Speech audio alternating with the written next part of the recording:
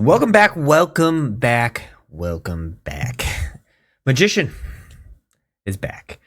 Been a little bit of a little time here, a little bouncing around Greenskeeper, tested out some Sculptor. Been, just season 3 has been all about experimenting a lot of different varieties, but I have got my mojo back, my magic is back, and there's some 3 things that I did here that really got myself playing back to the best golf that I was playing.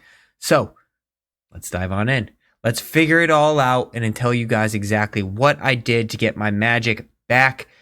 Come check out TGC Tours live Wednesday, 5 p.m. Eastern Standard Time. That's October 15th, 5 p.m. Eastern Standard Time. So the first thing I had to do was I had to readjust my attributes. Yes, Respec. 500 VC, not a big deal. It can be a big deal for some people. Play ranked tours. I found there's a lot of VC in ranked tours right now. If you have not been playing that, I highly recommend it. So, a couple of things that I changed here.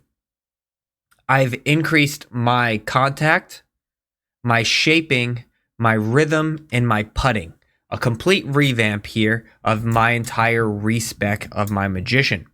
So, power was much higher at first, but now since we are all the way up to the pink diamond, we want to make sure we are not losing attributes. That way we can, maximize. If we're going to get a +8, we want the +8. If we're going to do a +8 and then say 2 powers, we're losing one by stacking the same one on top of each other. So I needed to make sure first off that I'm maximizing. Secondly, I need to really focus on contact. Contact is much harder, in my personal opinion, to hit than swing path is. So getting my contact to a 99 plays a massive effect in my ability to hit closer to holes. I can hit swing path usually pretty good, but this is getting it close to a 99 as possible is the number one factor. Also, it gives me a great starting point with my driver to make sure that I can hit as many power drives as possible to have an 85 contact right off the rip. And don't fear, we're going to get into all of the actual things here in a second, so that way you can better understand this. But just know these are the new updates. I've lowered power, I've increased contact. Shaping. This has fluctuated a little bit, but I've dropped my recovery down to 75 so that way I can shape more, and that is going to be my final tip later on down here. So make sure you're subscribed, and still staying along to the end of this video so that way you can understand why having an 80 shaping is extremely important for the tip that I'm going to give. I've increased my rhythm. I found I hit a lot more consistent shots. My yardages aren't 5 yards over the target, 5 yards short of the target. A lot of that was towards rhythm. Originally, I had a lower rhythm, but if you guys have seen my testing, every 1% is 3 yards. So if you are, 5% off, that could be a drastic difference. And it's really been a huge factor to just balance these out to 78 in this. Now, this is also a very important putt rhythm. I've played around with this. If you have anything below a 55 or 50 mark in any of the putting categories, you are drastically hindering your ability, especially when it comes down to putt rhythm. I have not had any issues with being red rhythm fast or red rhythm slow, but the way the ball rolls, the more I've tested it, the way the ball rolls, putt rhythm is very important for it to keep its line. If you ever see your ball is wobbling left and right and it's not staying on its line, staying on its course, this is a lot to do with putt rhythm. The more I've tested it out, the more I found a low putt rhythm at a 40, the ball will wobble a lot. A higher rhythm will help straighten it and keep it on that line, putting a lot better. And we'll get into the fittings here, but these are the new putting stats: 63 putt weight, 50 contact, 54 rhythm, and 63 putt path. And I'll show you how we're going to bump those numbers up. All right, so now that you guys got those new ones there, also the lob shot is fantastic. Video coming out soon, so do not forget to follow along for that. So now that I got my golf bag here, we have a new golf setup. With this golf bag right now, this is how I have it. I only have this club up to pink diamond. I have 4 power fittings for the driver, gets me up to a 93, 295 yards of carry. Not an issue whatsoever. It also gives me a 90 swing path, So I'm pretty much my power drives at this ability. And if you wanted to, you can just change this one and you could have a 93 contact, a 292 driver at an 88 power and a 90 swing path. Hit fairways, hit fairways, hit fairways, hit fairways. But for me, with my stats up where I'm at here now at a 93 power, a 90 swing path, and an 85 contact, I can hit a lot more power drives. That's huge. Extra 20, 30, 40 yards potentially when you're going downwind. Hitting 320-yard drives is a big difference between hitting a 300-yard drive when it comes down to the clubs. I put the 5 wood back in the bag and I've added a 4 iron.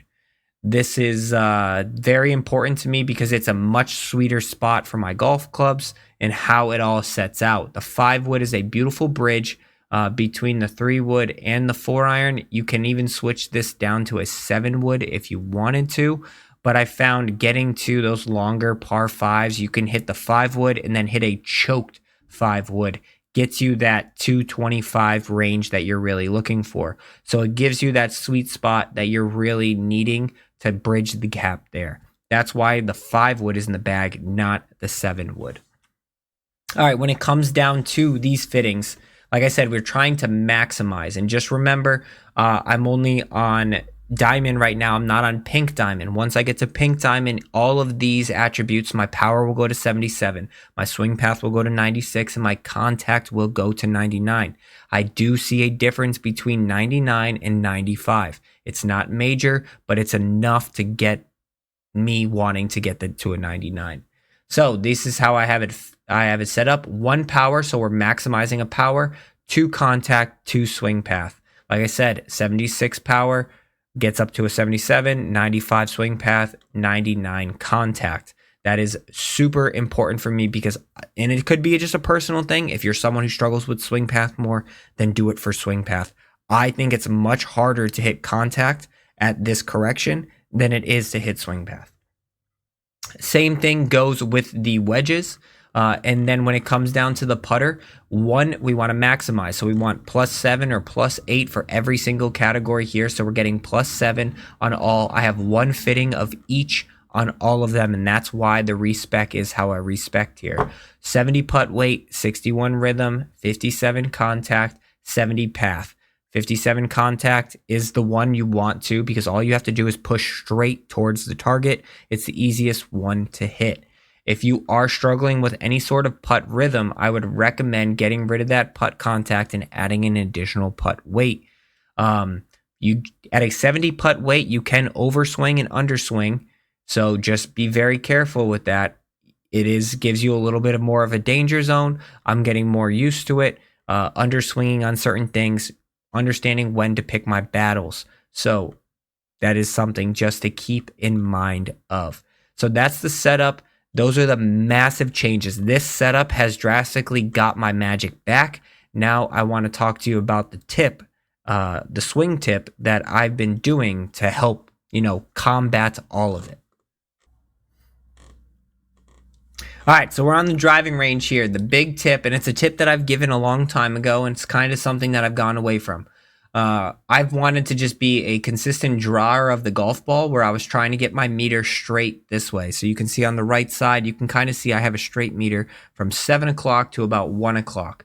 I've been trying to just do a consistent draw where I hit that mark, and sometimes I hit it, it's good, but sometimes you can see there I missed that bottom mark a little bit, and it's an overdraw, a pull draw, it becomes very problematic. Now, if I reset back to just, the regular swing there, I can hit this one, but it's still got a little bit of a draw. And when you're playing in high winds or, on TGC tours with tough greens, you have to be able to shape the ball both ways. But most importantly, you have to be able to hit your spot. And if you're missing your spot by 5 yards, that can be the difference between getting a birdie and getting a bogey on those tough courses. Now, one thing that has drastically helped me is I've taken my shot, my natural shot shape, which is the draw, out of my swing. By shifting it to the left, you can see it now changes from the words draw to normal. What this does is it takes out that forced shot shape that I need that I'm supposed to have in the golf swing, and I hit more of a straight shot to a baby fade. It's like a 1 yard fade, but it's really just kind of like a straight shot there. Obviously, I'm not aiming at the green. I'm just hitting these shots here for reference. But we can hit at the green here, I guess. Yeah. So you can see there, that's like the big thing that I'm done. I've gone back to just hitting more straight shots instead of hitting these big draws and letting that affect it. So if anything, I would like a fade into these shots, because from this, it's much easier to fade these shots than draw it, and make sure like the open pulls are a lot easier in this aspect. If you're a fade hitter, then you want to probably bring it more towards a draw hit. So that's pretty much the number one tip. You know, I've gone back to something that I've kind of talked about early on in this game. You can see there, it's like a 4 open, a 3 pull. These combo each other out, right? So if you're negative on one and positive on one, they subtract each other. So that would really be like a less than a 1% off-centered hit. You can see how closely I was able to hit that shot there.